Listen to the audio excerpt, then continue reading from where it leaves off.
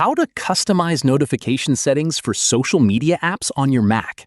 If you want to control how social media apps notify you on your Mac, this tutorial will walk you through the process. First, click the Apple menu and select System Settings. Next, click Notifications in the sidebar. Scroll through the list and select the social media app you want to customize, such as Instagram, WhatsApp, Facebook, Messenger, or any other app that supports notifications. Here, you can turn Allow Notifications on or off to enable or disable alerts from that app. You can also choose how notifications appear by selecting the banner or alert style. If you'd like, turn Show Notifications on the lock screen, Show in Notification Center, or Badge app icon on or off depending on your preference.